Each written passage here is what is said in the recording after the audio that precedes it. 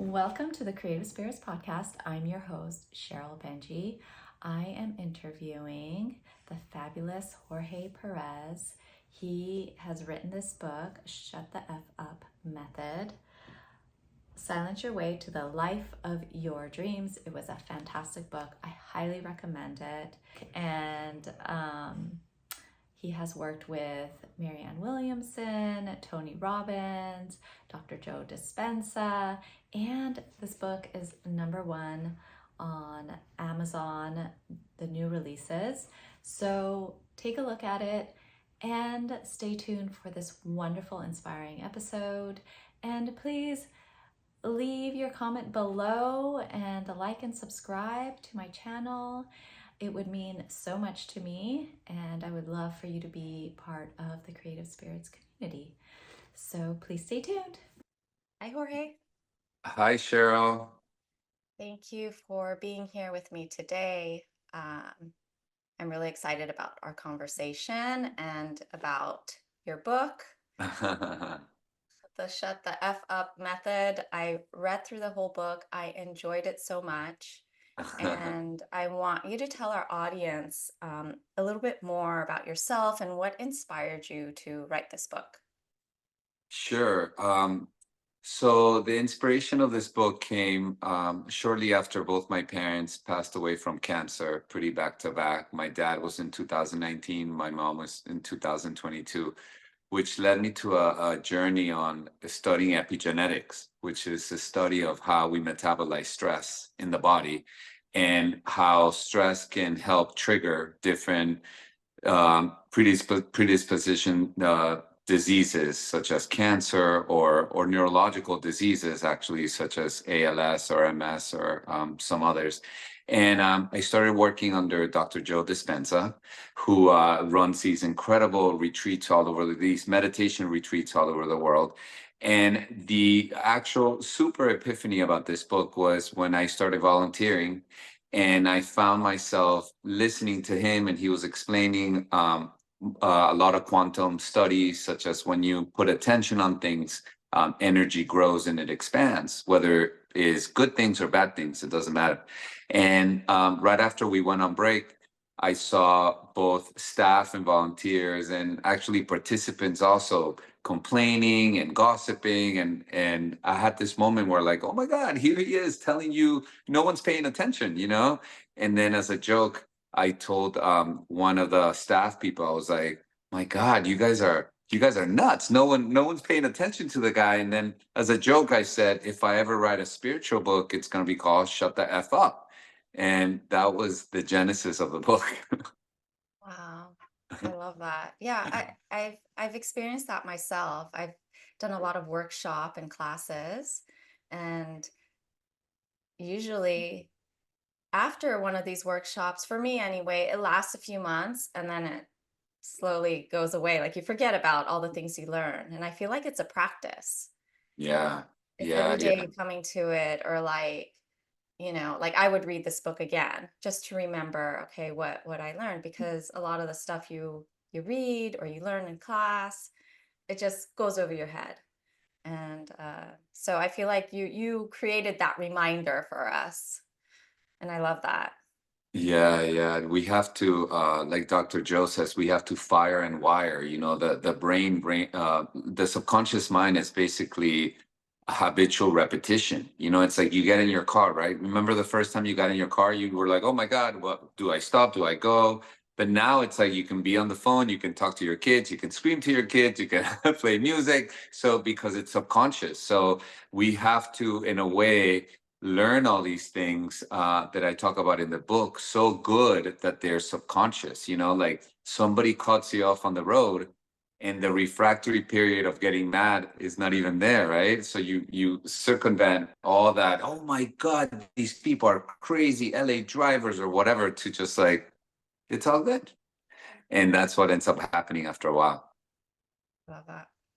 And in chapter two, you talk about the 10 commandments of the STFU method, which I just Mhm. loved.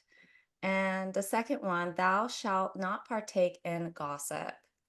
Um, and I feel like as human beings, that's become our way of socializing. I'm not saying for everybody, but for a lot of people. And it's really hard not to partake in it because it's like, oh, what's going on now? Oh, what happened with this person or that person? Why is it that um, you feel it's so important to refrain from doing that? What energetically is going on when we do that? Like what's behind that?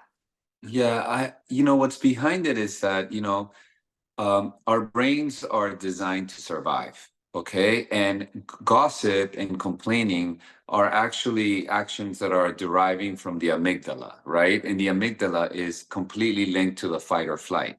So essentially, gossip and complaining are linked to our survival states, and the more that, again, nothing wrong with gossiping. It's just that the more that we are engaging in that type of conversation, the more that we're in survival. I mean, if you really, I know, listen, and again, I gossip here and there. This isn't like I got my medal of like, don't do it. I just do it with more mindfulness. I think maybe I'll do it once a week, and I'll really kind of monitor the way that I say it. You know what I mean? Maybe it's something that's publicly known, but if it's something that I know of a friend, I always, the litmus test for me is what would they think if they could hear me right now? That's the golden rule, right? That's part of the golden rule. So I think the more that we consciously try to deactivate our habit of speaking from either it's gossip or complaining, the more that we're detoxifying ourselves from talking from these survival conversations that keep us in hormonal stress levels, and then, the goal for me is to elevate our conversations to levels of creation, to levels of manifestation. And I think that, again, not that a good gossip like Kiki is not entertaining, but it's just not really moving the needle of our prosperity in our lives. Because at the end, we're almost taking jabs out of situations that if we were in those shoes, we would be devastated. And we've normalized it as a culture. Again, nothing wrong with that. But it's like if you're scrolling through Instagram and you see a celebrity scandal, you wouldn't think twice about stopping. But if you were to see that and it's you would be devastated. And I just want to point out, I just want to really bring a lot of common sense into this uncommon sense world that I feel that we have at times. And the common sense is like, why would we create normality out of people's demise and suffering? And that's what I invite people to consider. I absolutely 100% agree. And when I was reading that, when you said that, I was like, that is very true. I would not want to see that about myself. And for me, it's also, I try not to gossip or make have too much judgment about people because I don't want it back to me. I feel like it's like a boomerang effect. Like whatever I'm putting out there is going to come back, and to be mindful of that. So um, I feel it's good to read that and to become more aware. And yeah, we're human, so we're going to do this and we're not perfect. But I think it's important um, that you brought this up, because I've never read that in a like self-help or improvement book. So I thought that was really interesting and very helpful and good you brought it up. Yeah, I think life or the universe or this force, sometimes it really works as the great equalizer. Meaning, like, if you experience one thing, if you experience one side, you're gonna have to experience the other side. Nothing wrong with that, but it's like sometimes if we have information, we might want to skip like having to go through that other side if we can. And what I mean by that is like, I'll give you an example. Yesterday, I was at the DMV getting my license because I just moved to Florida, and this woman just cut right in front of, the line. I was there at 4:30 in the morning. And as she cut in front of me, I was getting so mad, Cheryl. I could just feel like that boiling, like that whole, like the torch that we hold up of like, you're abusing this, that's not right, the stuff we do. Yeah. And all of a sudden, as I'm watching it, all of a sudden I started remembering how I've done that a million times, cut in front of people in traffic, not wanting to do a line. In fact, I have a running joke that always says, like, I don't get why people do lines. It's insane. So all of a sudden I started feeling my own hypocrisy. And I'm like, oh my God, I love how I'm getting mad at her, but yet I'm guilty of this thing so many times, you know? Right. And so as the line started moving, I tapped her on the shoulder and she turned around and I said, hey, I just want to tell you that as of today, you've lost all rights to ever be mad at anybody when they cut in front of you. And she stopped and she goes, I never get mad at people when they cut in front of me. I always think that they have things to do. I don't know what they're going through. And I'm like, you're absolutely right. Listen, I was writing back of this and I was getting so upset until I started remembering how I've done this a million times. So I just wanted to let you know that. And she looked at me and I was authentic. She said, thank you. And I said, you're welcome. Because I really do feel like I gave her the permission to say, hey, girl, you can't get mad at anyone anymore because you are guilty of doing this. So a lot of times people ask me if like my book is called the Shut the F Up Method. So they're like, oh, you know, you can't just shut up. So my book is not about shutting up. It's about sorting yourself out and then say what you need to say. But don't say it as a victim. Don't say it as like, oh my God, poor me. Say it as like a really awake person in your situation, and you know, and after you tap somebody and you say, hey, what you did, I see it in me all the time and I just want to bring it up, you've completely disarmed them. And that was a great moment. I love that. And yes, that is bringing that awareness and not just going into the emotions and reaction.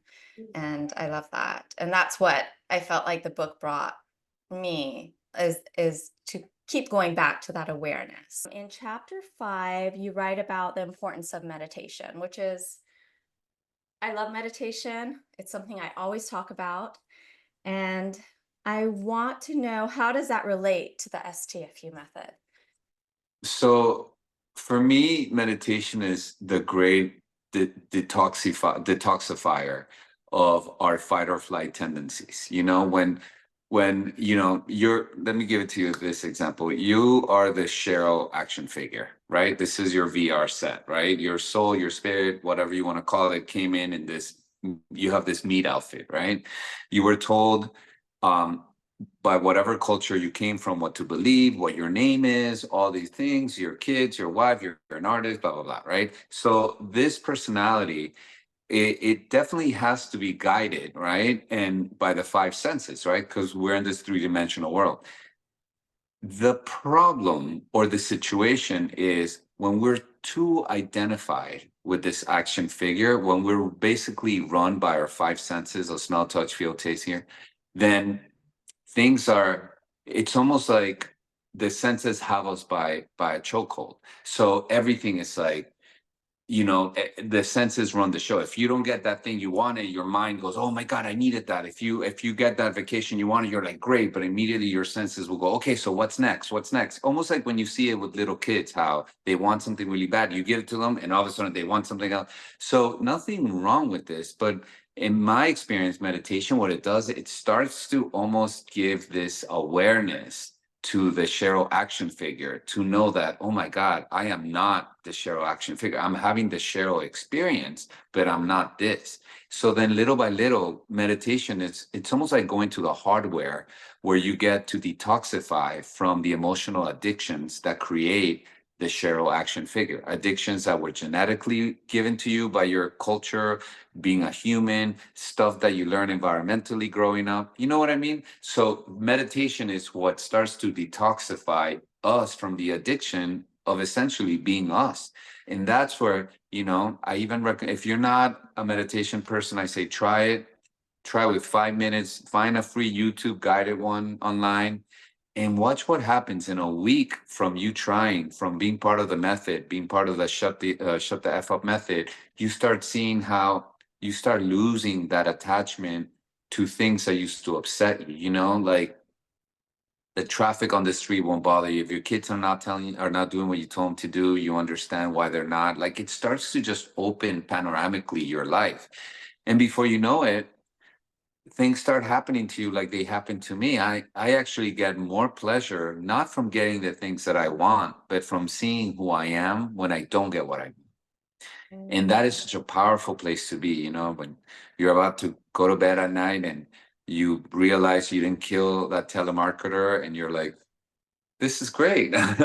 And it's such a beautiful pleasure because it's almost like you work for, it's almost like you spend all these hours at the gym and now you're seeing your abs or you're seeing your muscles growing and then you're like, oh my God, like who have I become? I'm not that person that's so reactive when things happen. Like even yesterday, like me feeling that feeling, watching that woman skipping line and going from like, wow, she's savage to like, wow, she's doing the same thing that I do. I mean, that's like kudos to the hours that I've spent at the gym of meditation. And that's why I'm a big stickler to a meditation practice. Oh, I love what you just said there. The hours you've spent in the gym of meditation.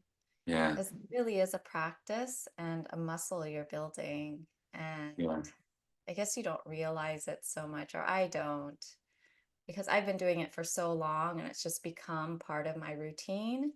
Hmm. So I just loved how you worded it that way. Yeah. Um, and I love the stories about how you were in, certain scenarios, difficult situations like the one you were talking about, and they're always like in airports, which I I know. found so amusing. And and in the past you may have gotten frustrated or upset, but you chose to see all that differently and take action in the best way possible. Can you go into that a little bit more and your experience with that and how you use the method? Yeah. I mean, there's so many different airport stories, right? I feel like every airport story in the book could be like one commandment, right? But I like the one where there was one towards the end about I was, actually working on the book, and there was this woman that she was speaking really loud, like really close to me, and then I'm like, great, I couldn't concentrate, so I moved to the floor where there were toddlers fighting, and I'm like, this is even better. But then somebody sat next to her, so she had to bring her voice down, and then I was like, great. And then as I'm sitting down, I go to the line to ask the ticket agent a question, and she cuts right in front of me and she looks at me and she goes, oh my God, sorry, I just have a quick question. And I just looked at her and I'm like, me too, madam. And then she kind of, I think she picked up that I was annoyed. And then she's like, I just want to know if I'm on the right gate. And then she figured she was on the right gate. She's like, okay, I'm sorry. She sat down. And then after all that, I had a moment of like, all right, so how could I get in the perspective of her situation, And again, kind of links to the story of yesterday, the hypocrisy of it all, right? Because when she was on the phone, I've certainly been guilty of being loud on the phone, getting caught up in a conversation, not realizing that there's people around me getting annoyed.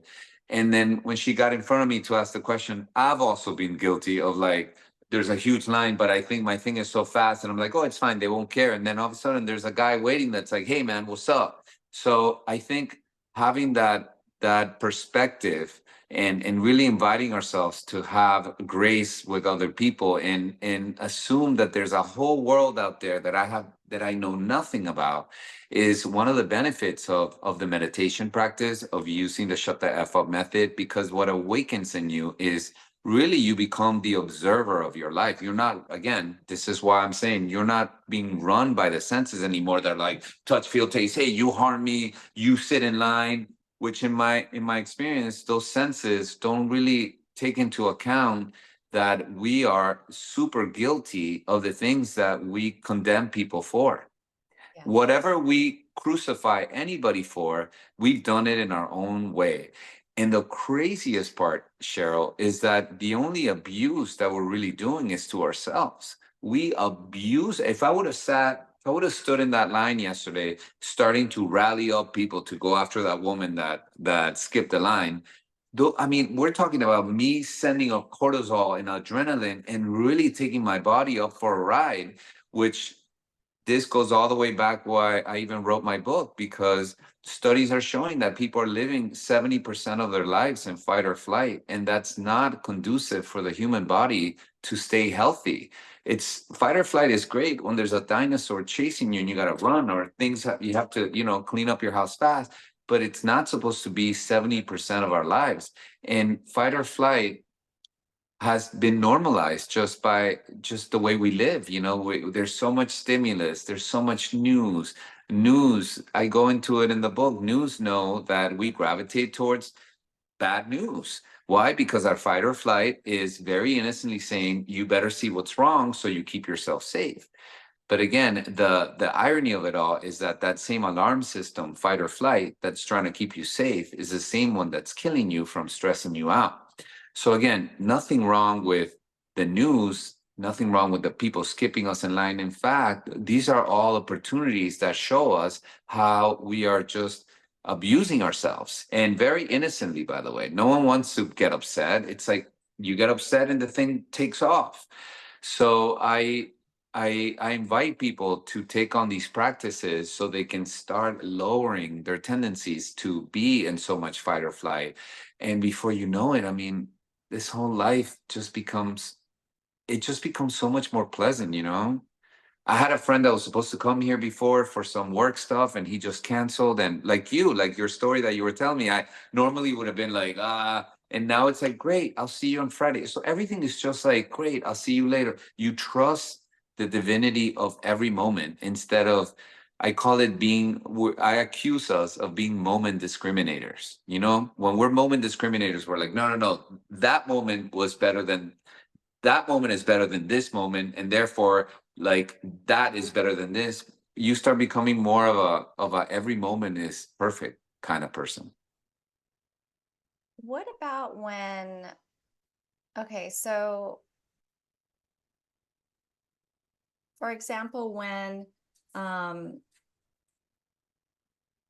you want to create boundaries, okay, or like you don't want to be taken advantage of either. So if that person is doing something that is not okay, what is the difference between like using this method and then someone um taking advantage of you or your kindness or um or something good, like your good heart, basically? Yeah, yeah. I love that. Well, the first thing that I would do is, like, if something triggers me, right? Like, if I think that you're taking advantage of me, I think because of all this work that I've done with the method, the first thing that I would notice is like, wow, I just got triggered. So this person just gave me a gift of seeing how I don't want this situation to be this way, how I'm trying to control their behavior or whatever it is, right? It's a few things that I do in situations like that. Then I also think, like, is this person trying to what can for example, if I feel this person is reactive or is short with me, then I think, like, okay, I don't know what's going on with them. There might be a whole world of issues, and I don't know. It doesn't make it right, but I don't know. If I do this quick diagnosis in that moment, and again, if you get reactive, you get reactive. I'm not saying there's anything wrong. But if you take a beat, and again, after doing this method for a while, things start landing differently, and you can still speak up and say, that's not going to work for me. And it's beautiful. I say what works for me and doesn't work for me all the time. But here's the difference. You can say, hey, I can't come tomorrow, without that mother effer. I can't believe she's so abusive. I've been here. You're just going to be like, hey, I'm not going to be able to come. And Very that's warm it. and And they're loving. and yeah, very loving to ourselves, because we're the ones that that what I'm trying to really kind of invite people to understand is we abuse ourselves by the stories that we tell that people do up to us, I like that. We abuse ourselves by the stories that we tell ourselves. that I people are doing to us. That what people are doing to us. Yes, Look, yes. so I'll give you this example. And again, I'm not saying this is across the board, but let's talk about a hit, right? Like a hit. Football players hit each other all the time, and they're not holding any any anger about it, right? It's part of the game. You hit me, you hit me. If I come and slap you and I leave, the slap was 1 second. What's really the pain is the story of the slap of, oh my God, how dare he? And who does he think he is? And a man should never hit a woman and all this. Again, I'm not condoning slapping anyone, but it's like, God, can we own the power to see that the slap was merciful, but the story of the slap was the real torture? When we start detoxifying from, usually when someone's already, like, for example, if I feel that you're taking advantage of me, I already have a victim addictive program where people take advantage of me. So not only am I seeing it on you, but I'm seeing it everywhere in my life. But you are the gift that's showing me it rose up so for me to in a way dismantle it. And now there's two differences. I heard this the other day. I think you'll enjoy this. When we react, right, we're letting the outside control our inside.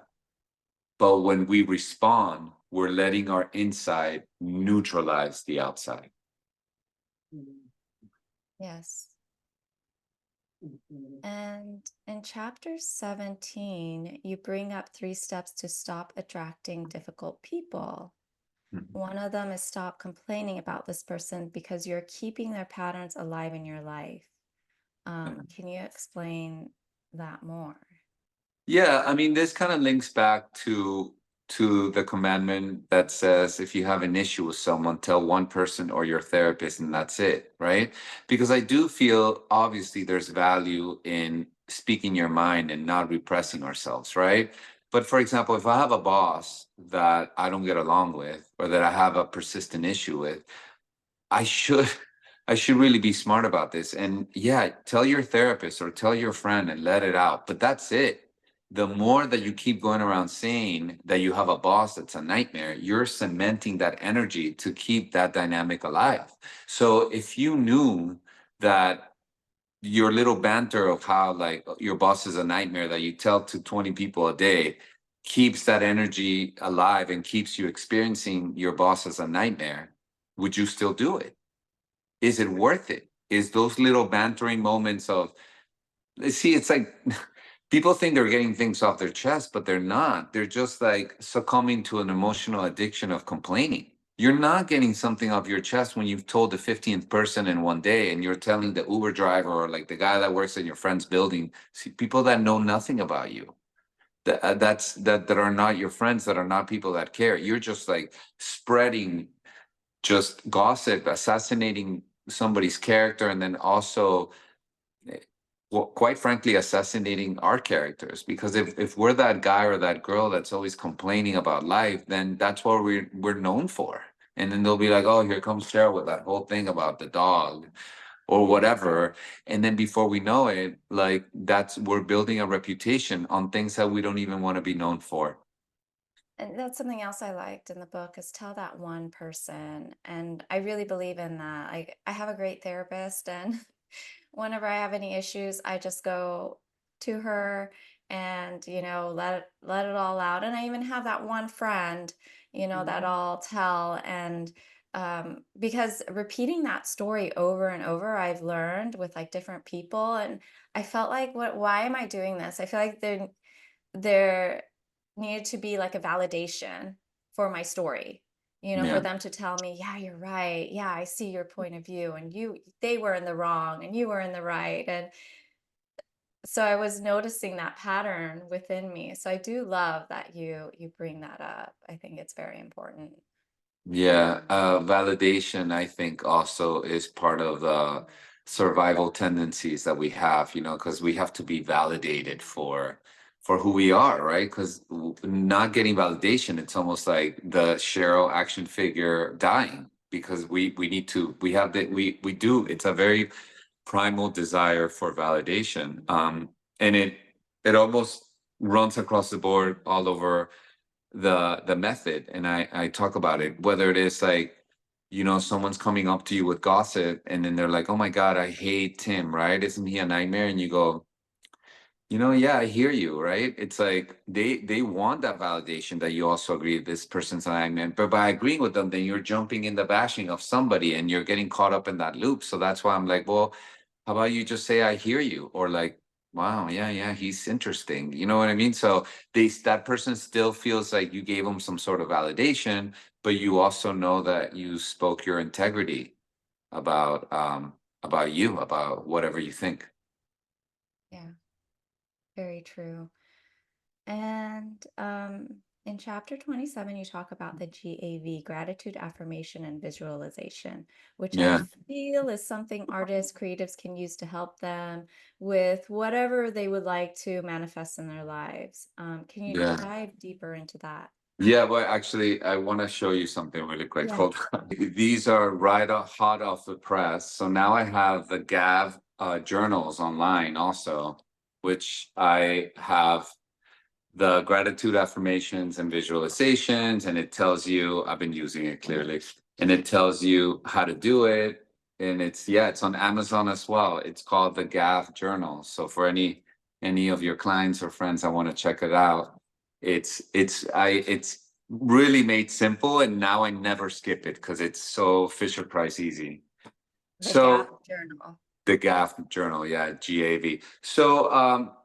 So yeah, I part of the method is to really, it's brain training. You know what I mean? It's like we've heard about, the reticular activating system, which is that part of the brain that scans and filters things in and out. So the more that you saturate yourself consciously on life is great, and you really kind of acknowledge in gratitude, like the roof over my head, my kids, my the bed that I sleep in, I can breathe with no pain. Anything that you want to be grateful for, the more that you start feeling and experiencing more things to be grateful about. It's really observation. So the whole initiative of the GAF journal is so that we really marinate on the great things that we have in our life. So therefore, we start attracting and seeing more things to be grateful for. Yeah. I'm all about gratitude, and when I'm in a tough situation or upset about something, bringing back the things that are going well, and just breathing and walking, being able to, go for a stroll outside. That's something to be grateful for. And I think in the book you mentioned, like, there's so many people who would want to be in your shoes, and that's a reminder Yeah. of to be aware of that. Yeah. I And am I'm big on that. No matter who you are, millions of people would love to be in your shoes. And that's something that we gotta keep at the forefront of our minds, no matter who you are. absolutely. And I also loved your story. I related to this very much because I live in LA, and you had the story about being in Hollywood and, you know, being accepted in one part of your story, and then in another part you were just rejected, and and the way you handled it was so great because I've experienced that living here.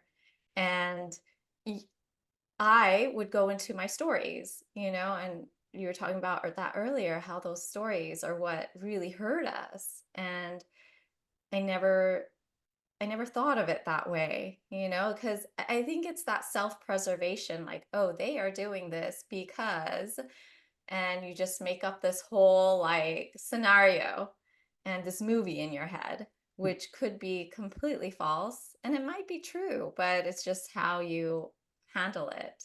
And yeah, can you tell us a bit more about that story without going too much into? I really want people to get this book and to read it, and I just love story when people tell their stories. It makes me relate even more. So, It was around the time when I first moved to LA, and I befriended a celebrity photographer and his celebrity actress muse, and we went to this party, and the host of the party was like all about us, and I'm like, oh my God, this is great. Like I was literally like, 1 week in or something. And then the next day I came back with two non-celebrity photographers that I was working with, and I felt like this guy, I was like roadkill. He didn't even I was like try to, hey man, and nothing, right? After the day before being so so special with us. And I had this moment of like rage where I was like, wow, man, LA is so fake. Everyone was right. All my friends in New York that were telling me I'm gonna hate it, I'm gonna come back. And then in the middle of that, I had this download that said, oh my God, it's not personal. And this wave of peace came all over me, which and then I felt like, oh, I get it. Like it's not personal. When they love you, it's not about you. It's what they think they're getting from you. And when they don't love you, it's not about you either. It's what they think they're not getting from you.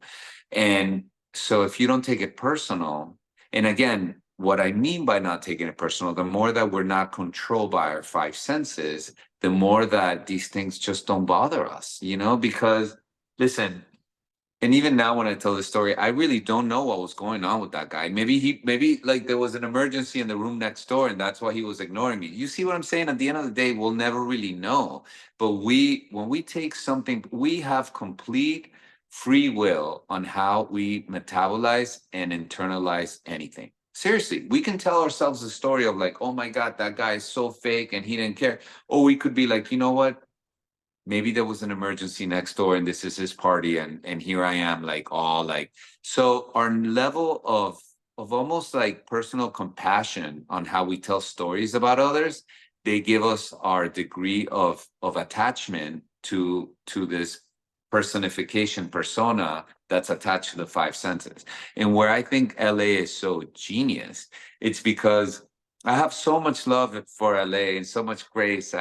I think it's a culture of people that came for not the most part, for a lot of parts. I know you're a native, but these are the majority of people came with big dreams and they're there like, okay, I'm gonna prove you wrong, small town, and show you how my talent is gonna be recognized by the whole world. And again, it could be very fueled by that desire to be noticed, desire to be revered after feeling rejected your whole lives. And now you come to the city where everybody's doing the same thing. Then you have this beautiful day every day, which a lot of times it just feels like salt in the wound, because it's like, oh, great, another beautiful day, and I'm miserable because I'm not getting a call back.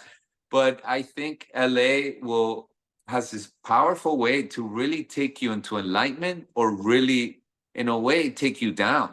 Because if you are not using these principles to not take this stuff seriously, and then you're letting the ego run of why is my friend in that movie and I didn't why is he on that Netflix billboard and he was in my acting class and now he's made, then it will take over and really take a toll on your mental health. So my whole little story about LA was just with a lot of grace and a lot of empathy and love, because I do think it's a magical city of it's an augmented reality of the material world. And I don't mean any judgment when I say material. I mean literally like matter, like and I think that maybe that's why LA also is a very spiritual place, because it had to balance itself out. I used to be part of this personal development group named Landmark, and we had this. Yes, I know Landmark. Yeah, yeah, and we had these teams, and the LA team was always so big. The LA team was always like 300 people, and the other teams in Austin or whatever were like 60, 50, Wow. 80, and LA was 300, and we were always so proud of being so big. And I would always laugh and be like, "Of course we're that big, because we're so messed up in the head." Like this isn't like everybody's dealing, you So know. true. I know. So I think that with and everything again, going back to the balancing of the universe, right? No judgment, but I think No with judgment. a lot of materialism, there needs to be a lot of spirituality to balance it out, So I think that you can find your tribe no matter where you're at, but in LA, it's just like you're almost like trained to be like a ninja of grace and a ninja of empathy and a ninja of forgiveness and a ninja of it's okay. So I am so humbled by my experience, and LA was so great to me, and I hope whoever reads this book that's actually in LA actually gets to experience what I mean, and not fall into the rhetoric of like, oh, people are so fake and California this and California that. It's like, just shut up. Yeah. Yeah, I just love your perspective. It's so refreshing because people do have this love-hate relationship with it here. And so it's nice to see your love for it and your, I don't know, I guess enlightened attitude towards the city because it can be sometimes a bit challenging, but it is how we perceive it. And um, I have found myself becoming more spiritual living here and needing that balance because it can be very materialistic and about what you have or what you look like. And so I completely agree with you and I get it. So thank you for Yeah, that story. yeah. No, I think I talk about it in this context. Let's call it environment. So your financial stability, let's say that's an environment. Your children is an environment. Having a husband or a wife is an environment. Having friends is an environment. Having your health is an environment. I think the raw reality is that we are going to, as we get older, or as our time in this simulation comes to complete, we're going to start losing environments. The relationships are going to complete, kids are going to leave or complete, and our health is going to deteriorate, or however it is that we exit this plane, right? So with the more that we live in these five senses and we're attached to this, RV Cheryl RV set, the more that we're going to suffer when those environments start to complete, right? And we need to find a way to, in many ways, be autonomous of our peace of mind with however the environment looks.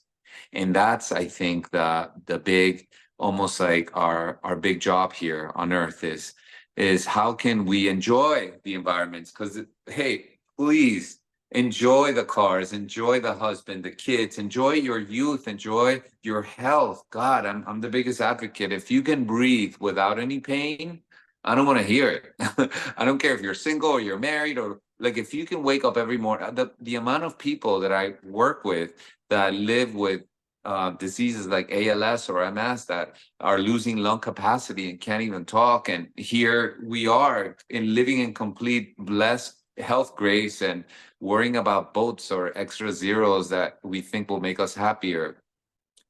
Again, nothing wrong with pursuing all those things, but we need to pursue things from a state of completeness, almost like I already got everything I need, and yet wouldn't it be nice to experience XYZ?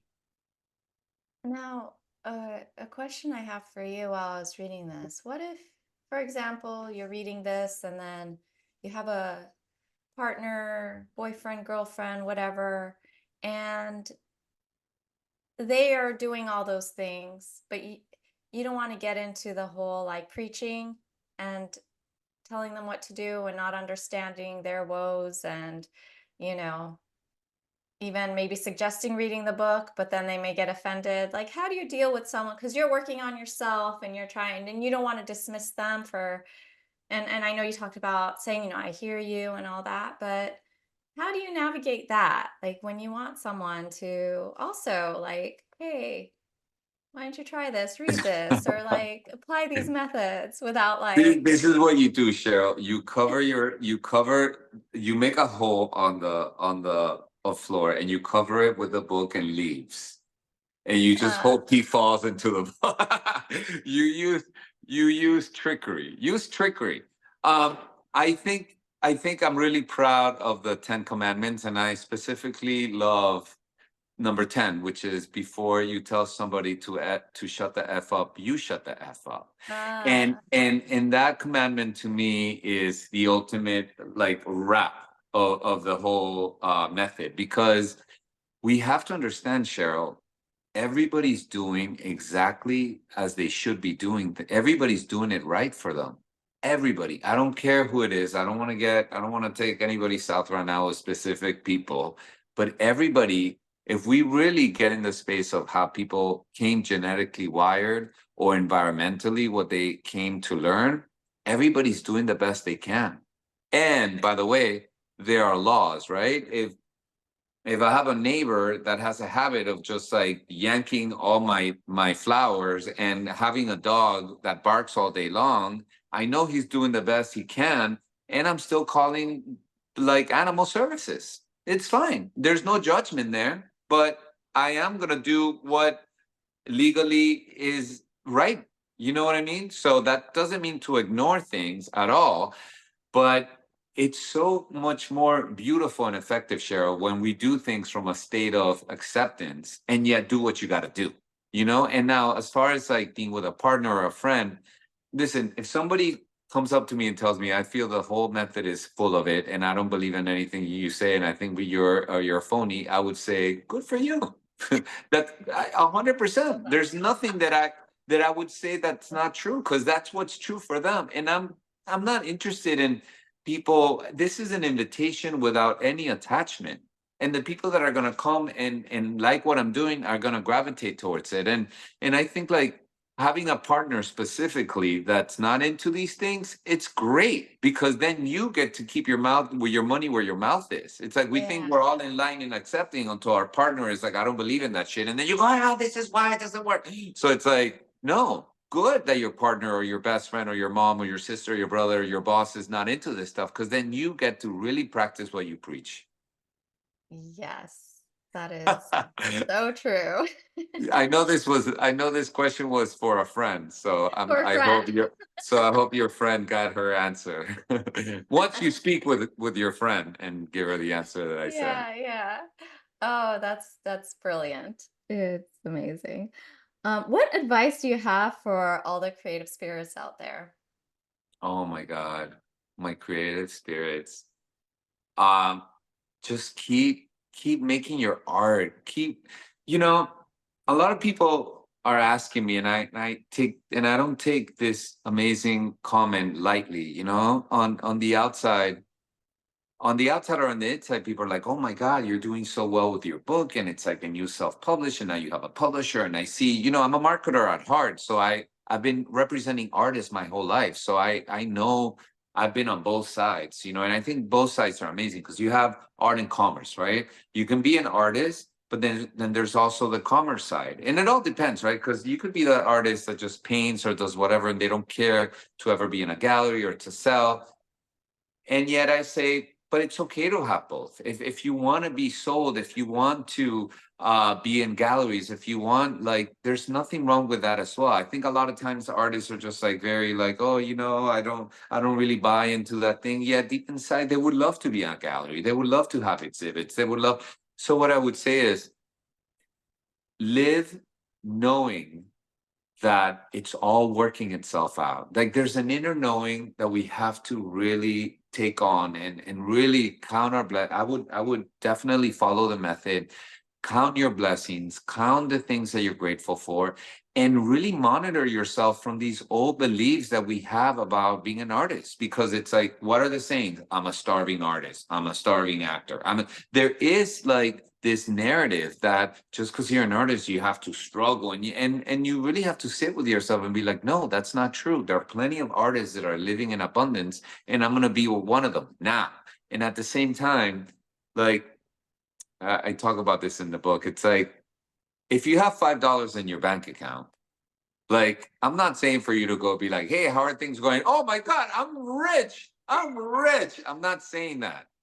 Yeah. But I'm also not saying that you need to call up everybody and tell them that you're broke. So people can be like, hey, Cheryl, how's your art stuff doing? You know what? It's unfolding really nicely, and I'm excited about these new ideas that I have. And then they're like, okay, but are people buying the stuff? And I'm like, you know, I'm putting it out there and people are really digging it. And I feel really good that the work is just getting really better and better. Yeah, but Cheryl, how many pieces did you sell? You know, they're starting to sell, and I'm feeling really good about it. What I'm trying to say is there's a way that you can narrate your life where you're leaving space for possibility to come in, right? Instead of like, oh my God, I sold one book last weekend. Oh, and then that person's like, I know, right? It's so hard out there, right? It's like, I don't know what's going on. No one's buying books. Can you believe it? It's TikTok. You know what I mean? Like we have to start taking responsibility on how we narrate our lives. And I We and have I to start taking responsibility for how we narrate our lives. I love that. Yeah.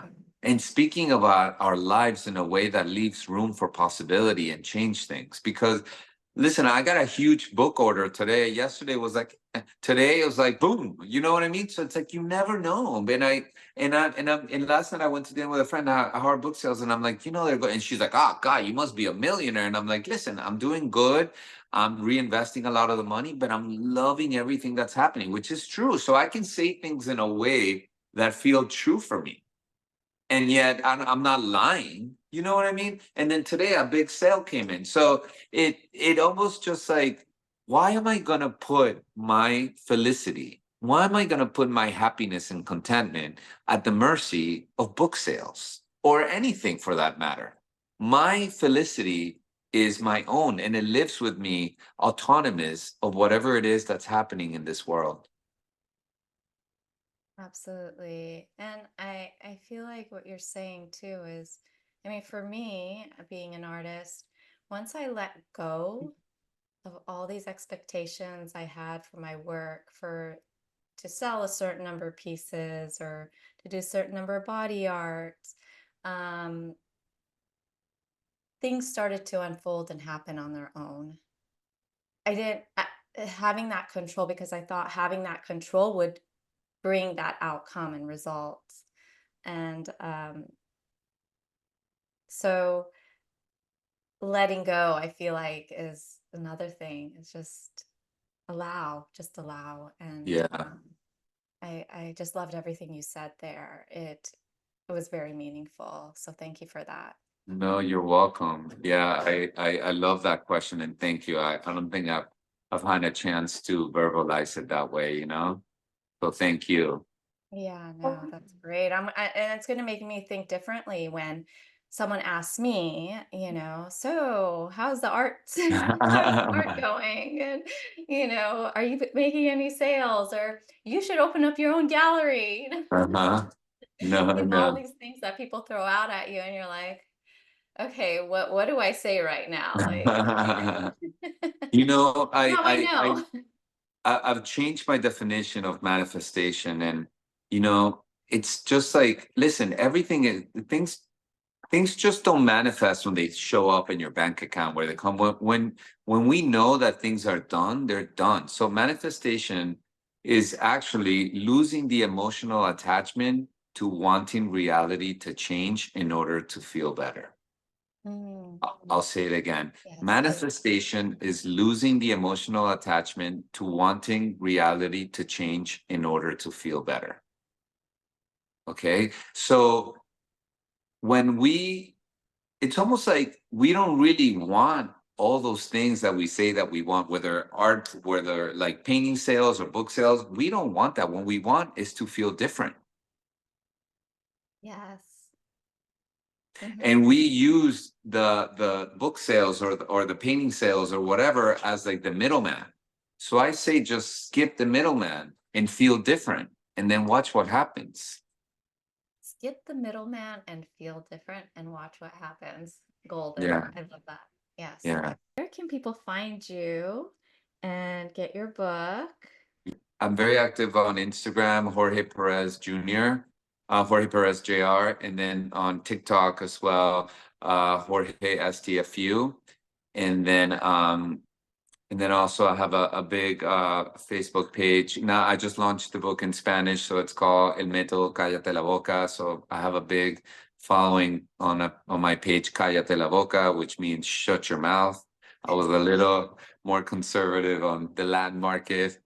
And where else? Oh yeah, and the book can be found on Amazon. If you just Google the Shut the F Up method, which F is spelled out, it'll link you to my Amazon. And then my website is stfumethod.com. Awesome. And I'm going to put all that information in our show notes. And people can also watch this on my YouTube channel at Cheryl Benji, so they could see your book, and they could see us instead of just listening. And I really recommend this book. it was amazing. It's a great gift. I mean, the holidays are coming The up. holidays are here. So, thank you for being here. You brought a big smile to my face, and um, just your energy is so great, and all your insights and wisdom, really, it's all gold. So, thank you for taking the time out to share your book and all your wisdom. Thank you. And thank you for creating this wonderful space and for your amazing questions. I love when a host interviewer reads the book and I could tell that it moved you and go around and spread all that wisdom that I can't, it's not even mine. This is all consciousness, you know? So we're all, it's our duty to infect others with so much love and awaken visions about life, you know, just this way of seeing life, this way of really owning our emotions and how we react to things and how we can love ourselves so much more and stop abusing ourselves the way that we have. 100%. Thank you, Jorge. You're welcome. Thank you.